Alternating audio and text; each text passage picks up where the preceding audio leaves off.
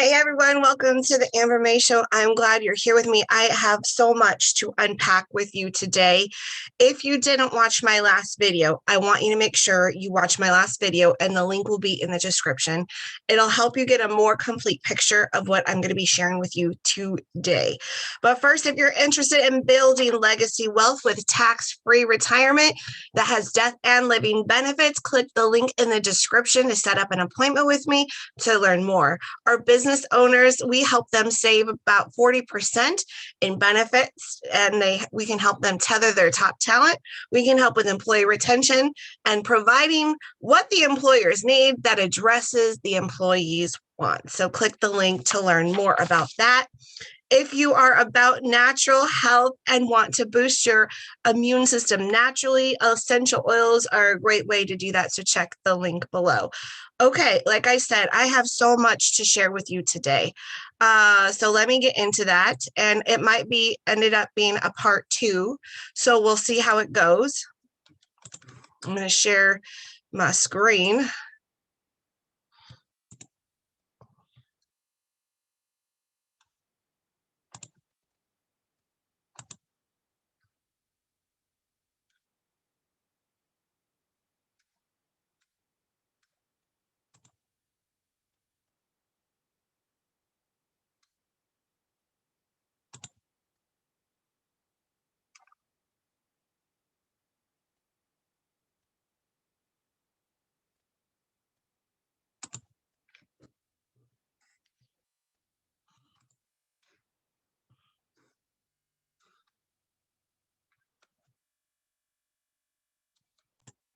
Okay, I'm going to play this, and then I'm going to do a lot of pausing on this, but...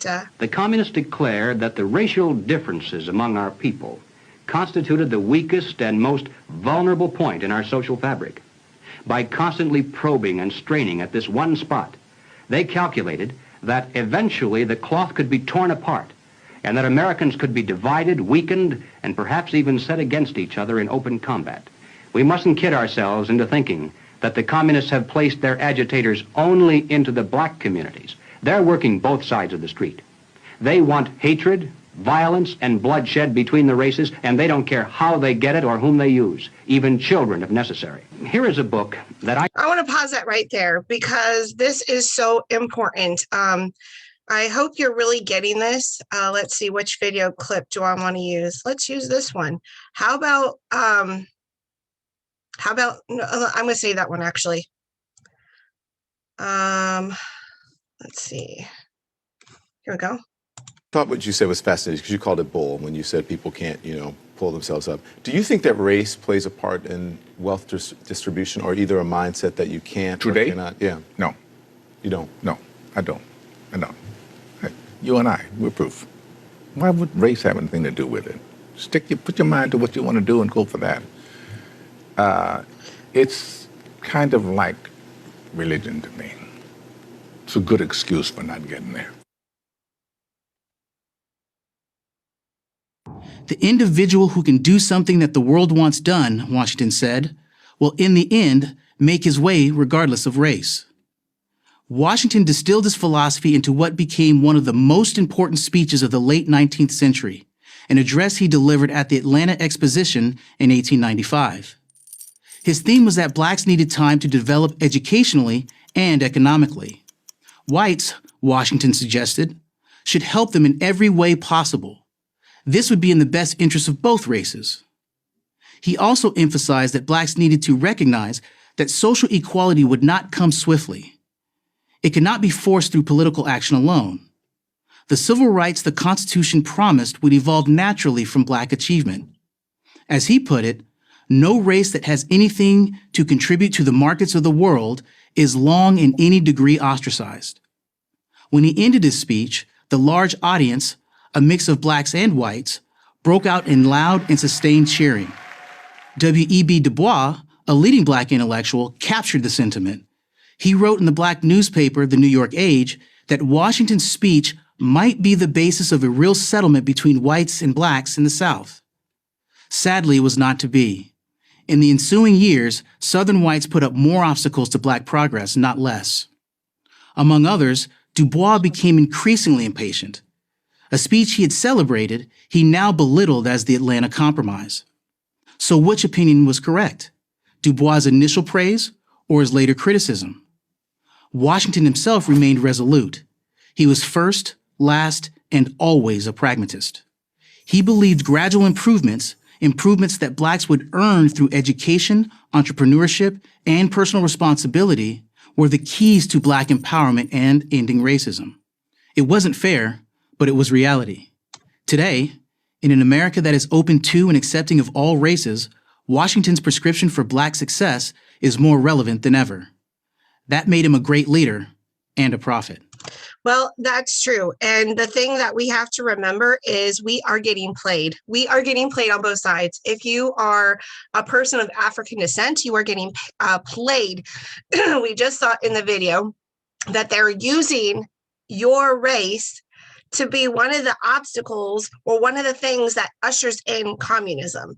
And so they want to tell you that you are nothing and that people are holding you back and you can't do anything about it. But that's not exactly true. I mean, look at what Morgan Freeman said. Look what you just set your mind to it. Let's listen again. When you said people can't, pull themselves up. Do you think that race plays a part in wealth distribution or either a mindset that you can't Today? or cannot? Yeah. No. You don't? No, I don't. I don't. You and I, we're proof. Why would race have anything to do with it? So race is a huge factor in how they try to control us, and they're trying to usher in communism.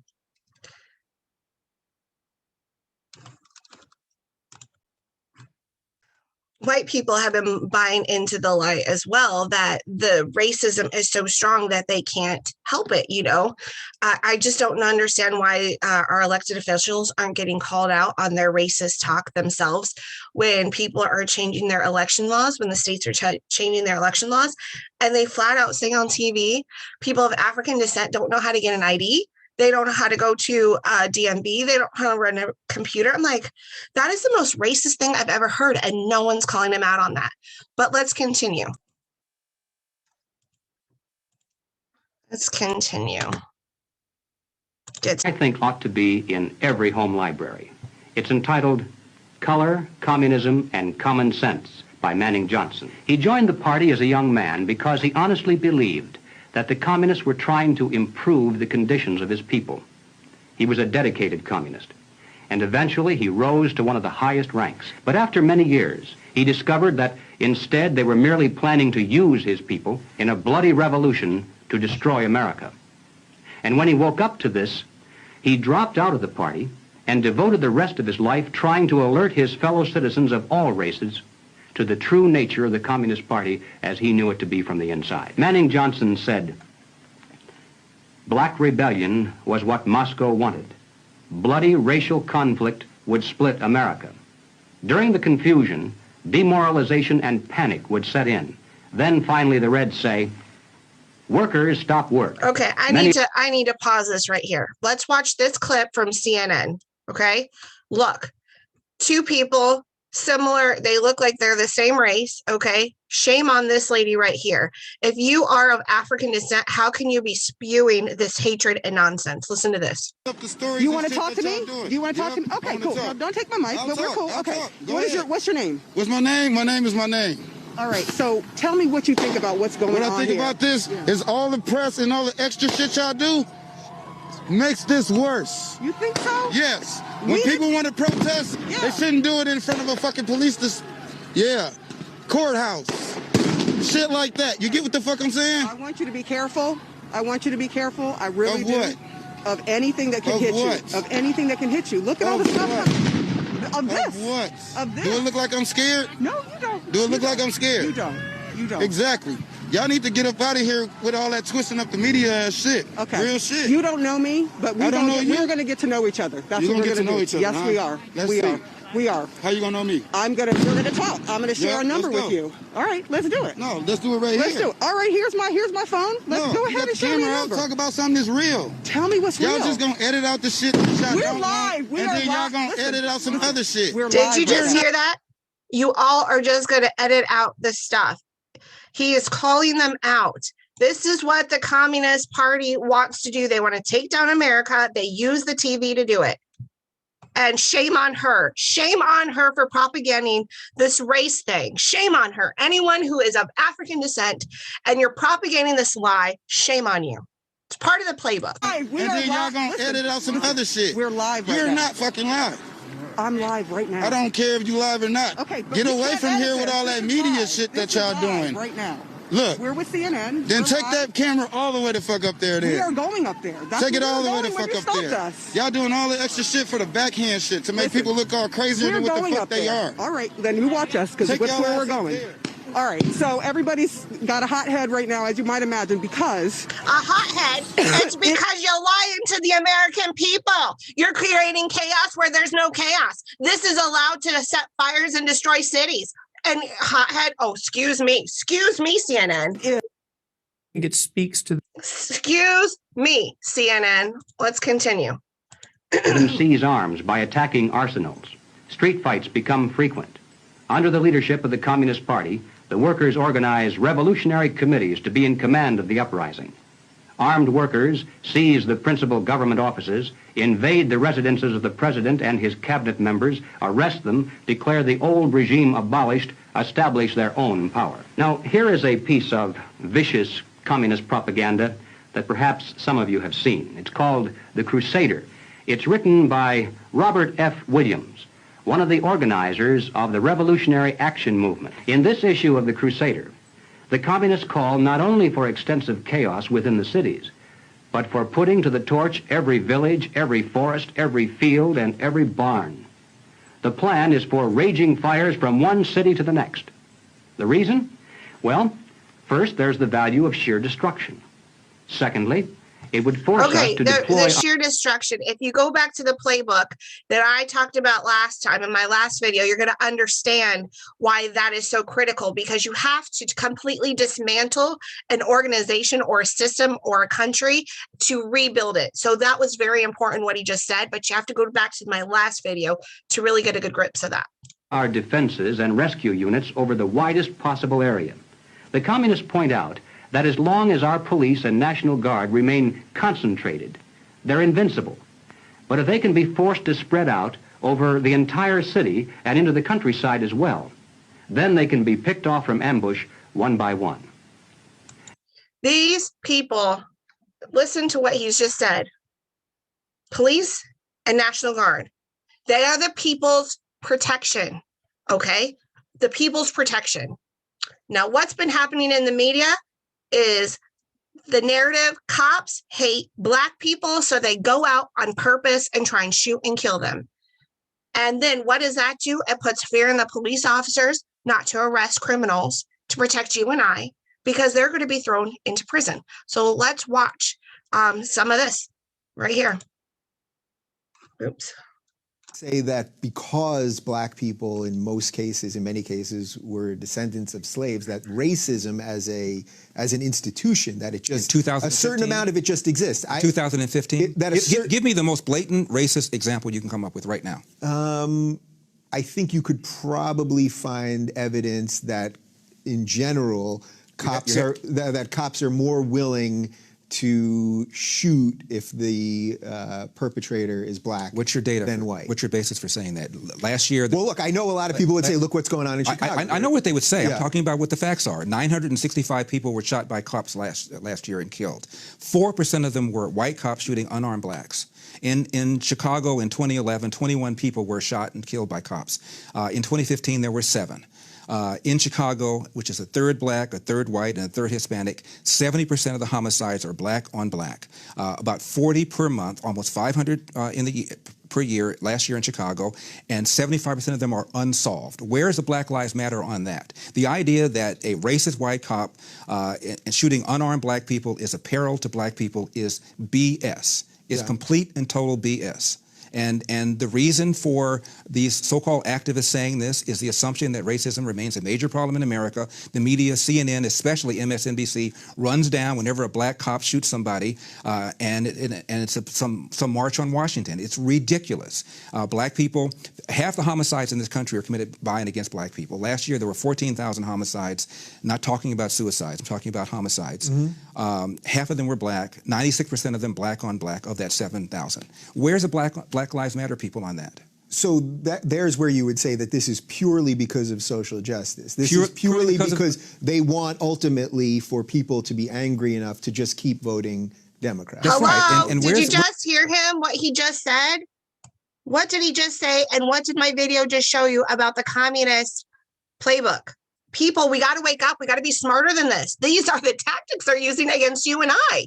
Justice. This is purely because they want ultimately for people to be angry enough to just keep voting Democrat. That's right. And where's the evidence of a lack of social justice? When a black suspect is killed by a cop, believe me, the media is on it. People are watching it, and justice will, for the most part, occur. In Baltimore, where Freddie Gray was killed, Freddie Gray died in a van. I shouldn't say was killed. Died in a van. Yeah. You have a city that's 45% black. City council is 100% Democrat. The majority of city council is black. The top cop at the time was black. The number 2 cop was black. The majority of the command staff is black. The mayor is black. The AG is black. And yet here we are talking about racism. I mean, it's absurd. Yeah. It's absurd. So it's funny, I find myself caught in between this a little bit as a liberal where I want to always try to defend the other. So in this case, the other being black people, I'm always sympathetic to that. See, this is where white people get caught up. We want to be sympathetic because we don't want to be racist. But the truth of the matter is, this is a lie propagated by people trying to turn us against each other and people trying to bring in the communist regime using people of African descent. Okay. And in the video, it said played on both sides of the street. Yeah, and at the same time, I hear you laying out a pretty solid case. These are just the facts. I'll tell you something else, too. There was just a study, University of Washington, and it turns out cops were more reluctant, more hesitant to pull the trigger against a black suspect than a white suspect, probably because of the fear of being accused of racially profiling and the fear that the civil rights establishment was going to come down on him. So Did you just hear that? Did you just hear that? Reluctant, more hesitant to pull the trigger against a black suspect than a white suspect, probably because of the fear of being accused of racially profiling and the fear that the civil rights establishment was going to come down on him. So if anything, whites are more likely to be shot by a cop under certain circumstances than a black person. And in the last 30 or 40 years, the percentage of suspects killed by cops who are black has declined 75%. However, the percentage of whites killed by cops has flatlined. Yeah. And so if anything, people are more concerned about shooting black people for fear that they're going to be called racist. And almost every one of these incidents, whether it's Eric Gardner in New York, who died because he was selling Lucy's and resisted arrest, whether it's Tamir Rice in Cleveland, who was twirling around the gun, whether it's Michael Brown in Ferguson, who had just committed a strong-arm robbery, almost every one of these incidents involves somebody resisting arrest. Why don't you just do what the police tell you? My dad said when I get pulled over, have my hand at 10 o'clock, have my hand at 2 o'clock, say yes, sir, say no, sir, make sure my paperwork is in order, and if I feel the cop is mistreating me, get a badge number and deal with it later on. If Jesse Jackson and Al Sharpton and Obama and the whole group of them told black people to do that, we'd have a lot fewer of these things to deal with in the first place. Yeah. All right. So I'm with you. I'm hearing a lot of what you're saying here. So as a black conservative then, who now you've laid out your case there. But you haven't laid out yours. I asked you to name the most important example of racism, and you gave white cops going after black people. And I told you, gave you the facts for that. So that's nonsense. So you must have something else. What else is it? If you think racism remains a problem in America, give it to me. Well, I think it remains a problem. Give it to me. It may not be systemic in that it's not like you're not being hired because you're black. There's no systemic reason, legal reason that exists, that kind of thing. But I think that racism as a general theory exists. I need some specifics. You gave me the white cop thing. What else? Give me another example where you think is a problem.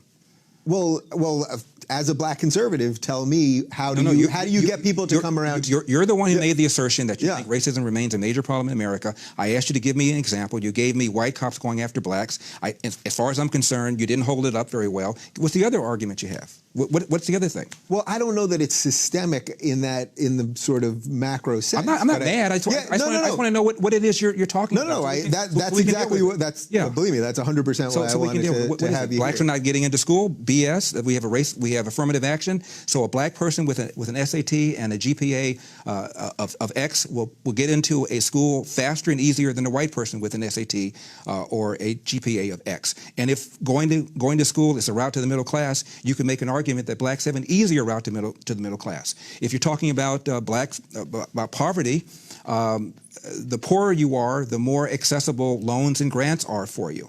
The problem, the biggest burden that black people have, in my opinion, again, is the percentage of blacks, 75% of them, that are raised without fathers. Bingo! And that has every other social negative consequence connected to it. Crime, not being able to compete economically in the country, being more likely to be arrested, that's the #1 problem facing the black community. And when I hear people tell me about systemic racism or unconscious racism, I always say, give me an example, and almost nobody can do it. Okay, bingo, right there. I studied sociology in school on top of broadcasting, and my sociology professor said, when the family unit falls apart, society falls apart. Now, yes, the fatherless community has happened in the black community very heavily, but also across the nation, across the board, across races, across different ethnic communities. We are growing up in homes where there is no father in the home. A lot of it is single moms raising kids. We need both parents in the home. And bingo, that's exactly what he said. A lot of our social issues today are not because of racism. It's because there's not the lack of families together. The dads are gone. Okay, let's see about this. Yeah, got a new show for y'all. Got a damn good show. Yeah.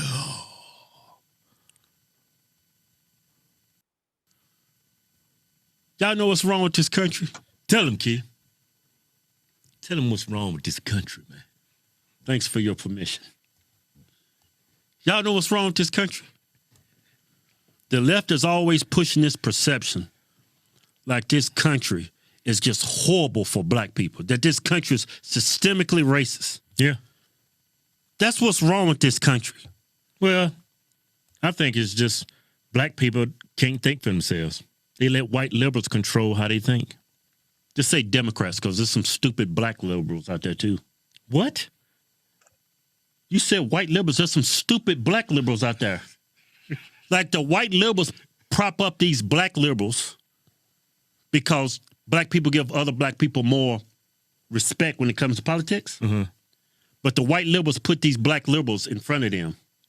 And these black liberals are pushing them with these white liberal talking points. Yeah. That's what I said. That's exactly what I said, but you took a whole lot longer to explain it. Black people can't think for themselves. White liberals control how they think.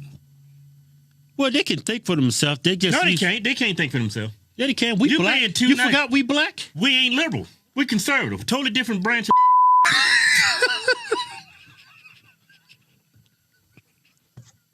we talking about two different species, man. Well, the black liberal tends to think with their skin color. Yeah. Let's pass forward this a little bit. Trevor Noah. Yeah. They say, what's this show called? The Daily Social Distancing Show with Trevor Noah. Yeah. Which is very interesting how he put that, because that's not Trevor Noah's show. Yeah. Some white liberals writing all them jokes. Yeah. He's reading everything he says is coming from a teleprompter. It's not. Like, yeah. It's like us. When we cut on camera, this shit is live. Yeah, this is us. Ain't nobody writing this. This is how I feel. This is what I think. Yeah. It's you look at all these Hollywood shows with these black liberals running it, they are being told what to say. They have a teleprompter in front of him. Yeah. So before I go any further, check out just the sheer stupidity. This dude is willing to say on this show after somebody wrote it down and put on a teleprompter. I think it's kind of funny, really. He's just scaring people. And people are just And I don't know if my white viewers know about this. I mean, maybe it's one of those things that black people do that you've never heard of before. You know, like laying edges or putting plastic bags on your Jordans when it rains. But believe me, every black family knows what the talk is. Never heard of it. We call it The Talk, a discussion black parents have had with their children for generations. A conversation that you and I have to have that it is tantamount to their survival. At some point, you will get pulled over. No shit. And here is how you act. Put your hands on the steering. He was going to say windshield. Make sure the lights are on. Don't do anything without police permission. Ask before you get your registration. That's common sense. Don't question and challenge the police officers like everybody else. You guys just have to be a little wiser in terms of how you communicate. Take your mask off. And not agitate the situation any more than it is. Stupid. Submit, obey, come home. The talk will always happen in black households.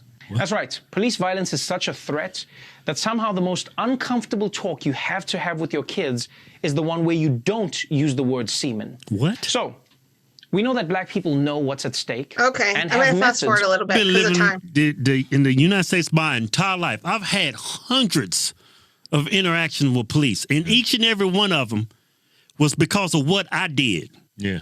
Not because I was black. Yeah. And each and every encounter I had with police, even though some of them were assholes, yeah, they somewhat treated me with respect. I mean, and I was never humiliated. I've never called boy. I was never been handcuffed and sat down on the side of the street just for a traffic violation because I always followed their commands and I followed their directions. So it's like he makes these jokes about the talk and how white people don't have to have this talk. Yeah, they don't have this talk because it's common sense. It's like drinking from the toilet. It's common sense. You don't need that talk. He's right. It's common sense. White people do the same thing. Everyone does the same thing. I have my hand on the wheel too. I follow the orders of the police officer, just like Larry Elder said. You know, you could take their badge number down and talk about it later with them. If there's, you know, anything that went wrong, it's just common sense. Yeah, white people don't need this conversation because it goes without saying, it's in your damn DMV handbook. When you get pulled over by the cops, show the cops some respect. Follow their commands. Yeah. Follow their directions. That's in the DMV handbook. And it's just common sense. A little respect goes a long way, especially for a police officer who's been pulling. A police officer's job can be very negative. Just pulling people over all day and just writing tickets and getting... I mean, it could be very hard on a police officer. So when a police officer pulls you over, if you just show him a little respect, a little courtesy, because he's just doing his job. You're the one that was speeding. It was you who was breaking the law. Yeah. He's just doing his job. And their job is dangerous. They have no idea who you are for the most part. And it's like, let me say this. It's like, okay, majority of these incidents that's been in the news, if they would have followed the talk, yeah, they would be still alive today. Yeah. 99.9% of them. You guys are really admitting if you would follow the cops' commands and follow their directions, this conversation wouldn't even be needed. Yeah, so you're kind of telling on yourself. Yeah. These people are not being killed because they're black. They're not being hunted down because they're black. They're getting killed because they're putting themselves and the officers' lives at risk. Yeah. That's why these things are happening. That's why these things are happening. Let's go back to our video. And the third value of massive fire to the communists is psychological. The average American, they say, soft and decadent, when he sees billows of black smoke rising from one horizon to the other, when at night the only light he has to see by is the flickering red from flames leaping into the sky, he'll become paralyzed with fear and panic. He'll run away and hide and do nothing to interfere with the guerrilla bands as they strike at the community's power centers. The Crusader explains how to set up sniper units in crowded metropolitan areas. Okay, I want to pause this because I want to go back a little bit. The Hodge twin said, take off your mask, okay? The mask thing is so psychological. Has Dr. Fauci ever once showed you the scientific study of the mask efficacy? He has not. He says, follow the science but he doesn't show you the science. He doesn't prove the science. Anyone who has come against, there was at least 2 studies done in 2020, and no one was allowed to share them on social media. They got blocked, they got banned, they got taken off. Not one news station, except on like some talk radio stations, talked about these studies and showed that the masks have 0 efficacy. But let's talk about Facebook, Twitter, and YouTube and all them. They have taken away free speech from people. Whether you agree with them saying like, I'm glad they took them off because I don't agree with those people's talk. That's very dangerous because that could come around on you. If you take speech away from anybody, that can be, your speech can be taken away from. So Facebook, Twitter, and YouTube constantly takes people's videos down, takes them off of their platform altogether. But let's think about the psychological effects of masks. Now, if you go back to my last video, it talks about the tyrants and what is one of the tactics tyrants use. They make sure people are unknown to one another. Half your face is covered and people can't see your whole face when you're wearing a mask.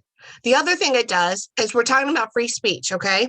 Because communism doesn't allow for any freedoms whatsoever. So what have these people done with the mass shootings that we just heard about? They go after your gun rights, okay? There's been a lot of mass shootings lately with Antifa and them blowing up and causing things on fire. It caused a lot of unrest in the city, but they go after your guns because they set up, did you hear this? They set up sniper shootings, okay? This is all set up.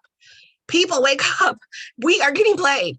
But the other thing is that mask is a symbolism for you have no more freedom. Your mouth is covered now, okay? Your mouth is covered. How to manufacture jumbo Molotov cocktails, the gallon jug size, and how to mix the gasoline with certain ingredients to make it burn like napalm. Let me take you back to this video. Right now. Look at this. We're with CNN. Look at this. Then take that camera all the way the fuck up there. We are going up.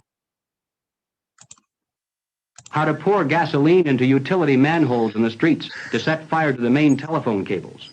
How to put sulfur tips from matches into air conditioning units and blow up large buildings. How to ignite gas mains and oil storage tanks. It explains how radio-controlled model airplanes can be used to fly explosive charges over heavily guarded fences into gasoline storage areas or munition stockpiles. It even calls for infiltration into the National Guard units. Revolutionaries posing as non-militants for the purpose of getting free military training and for gaining access to critical military supplies and heavy weapons. And then, finally, Robert Williams says this: any all-out minority revolution must create a state of crisis wherein almost all of the male population would be forced to remain in their homes to protect their property and families. The middle class is very large. Now, I don't know what's going to happen in the future, but all of us were homebound during COVID, and we had massive government takeover. So keep that in mind. But it is not accustomed to deprivation and terror. Because of its affluence, it has waxed soft. It has no stomach for massive fire, blood, and violence. The motive force behind its life drive is its endless pursuit of prestige, conspicuous consumption, and sensual pleasure. A few years of violent, sporadic, and highly destructive uprisings will set the stage for the grand finale. After the stage is properly set through protracted struggle, America could be brought to her knees in 90 days of highly organized, fierce fighting, sabotage, and massive firestorm. Ladies and gentlemen, the plans and preparations for a communist revolution of force and violence are far advanced. The organization behind these preparations has almost unlimited financial resources, and it provides both training and leadership based upon years of experience in many other countries. Our enemies are deadly serious about their task, and it's nothing short of national suicide for us to continue to ignore their plans and their progress. The violent revolution becomes of primary value to the communists to the extent to which it can be used to condition the masses psychologically to accept the nonviolent revolution which is offered supposedly as the only alternative. Hoping to avoid further violence and bloodshed, the public is to be pressured into accepting measures that will move the country gradually and legally toward communism, but without calling it that. The strategy of the proletarian revolution calls for the quiet conversion of our government into a communist regime, but under the banner of socialism. Well, what is socialism? All right, let's define it. According to the dictionary, socialism is a political concept based upon the principle of government ownership and control of property, the means of production, and the avenues of commerce. Okay, Under let's pause this socialism, right here. COVID-19 stopped everything. The only businesses allowed to operate were the ones that government said were allowed to operate. What we have forgotten is the government is the consent of the governed. We flipped the script, and we've been conditioned to flip the script for decades. We are in control, not them. We should never have said to them, okay, we'll close shop, we'll listen to what you say, we'll cover our mask, our face, we won't see each other. You know, I mean, all the things that they've been telling us to do is part of this whole thing. Why can't you guys see it? They are controlling everything. Your business is your personal property. It has nothing to do with the government. We're supposed to be in a capitalistic society with free and fair markets. We have not had free and fair markets. I'm sorry. Let's those continue. who run the government, and the communists are confident that in America they eventually will be the ones who do so. Those who run the government will know who is to get something and who has to wait, and that represents control over human beings. What has all this to do with the communist revolution in America? Well, ladies and gentlemen, it has everything to do with it, because the building of socialism is the communist revolution in America. It represents the process whereby our country can be moved gradually toward communism without the people even being aware of it.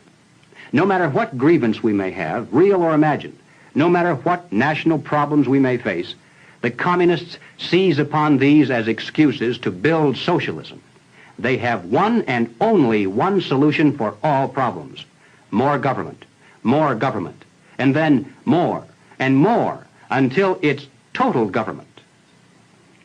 And forgive me for saying it one more time, total government is communism. Let me play Early a in clip. 1928, Let me the play a communists clip for you declared that the from a man who grew up in Cuba. I had no idea it was this bad. I mean, I knew it's not great in Cuba, and I knew everyone was poor, but I didn't know it was this bad. My name is Ray, and I escaped socialism in Cuba, windsurfing across the ocean for 10 hours. If socialism were that good, do you think all these people were escaping Cuba?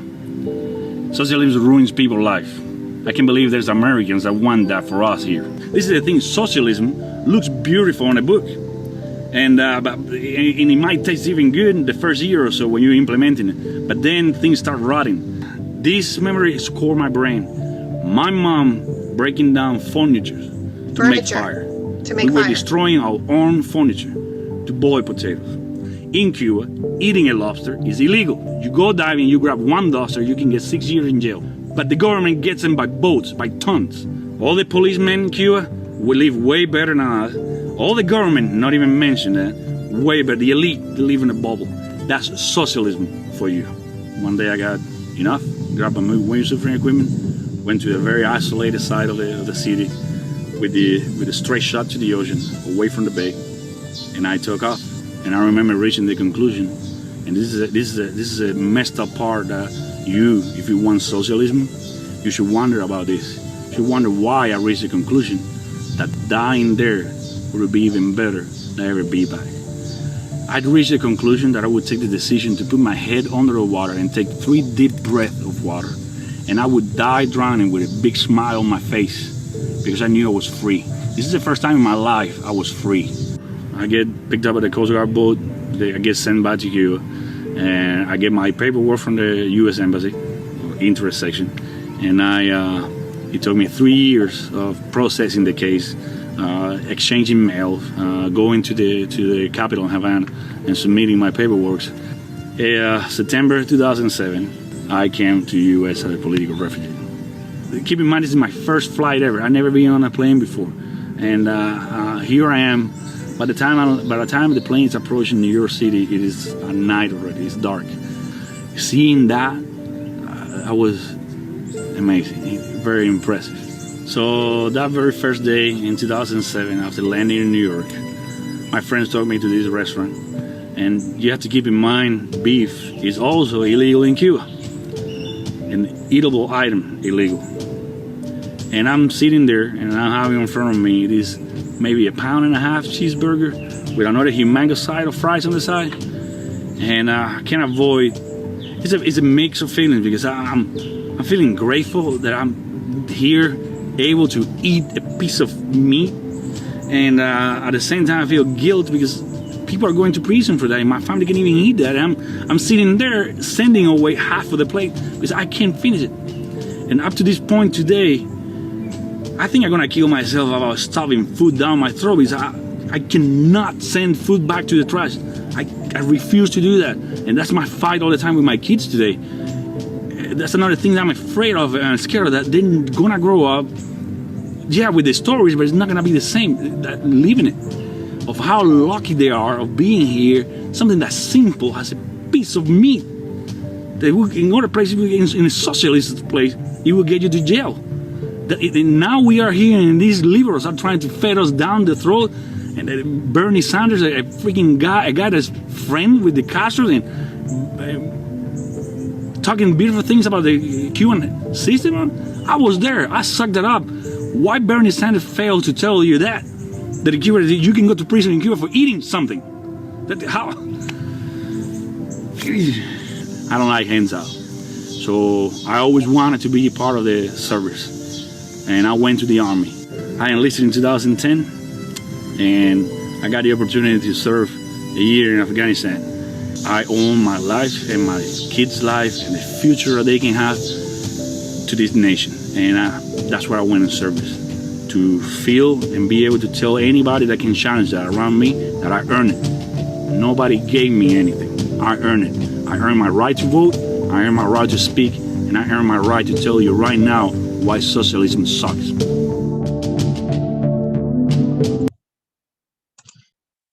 I hope you were able to understand what he said. He had a very heavy accent, but this is where we're going with our nation, where the government's going to tell us what we can and cannot eat, what we can and cannot do. We got a taste of that in 2020. And honestly, the script is backwards. It's us telling the government what they can and cannot do, not what we can and cannot do. So if you're okay with never having lobster again, never being able to eat a piece of steak again, burning your furniture because you're so poor, you have to make your food somehow, so you have to burn your furniture to cook your potato. If you're okay with that, then let's continue on this road to socialism, aka communism.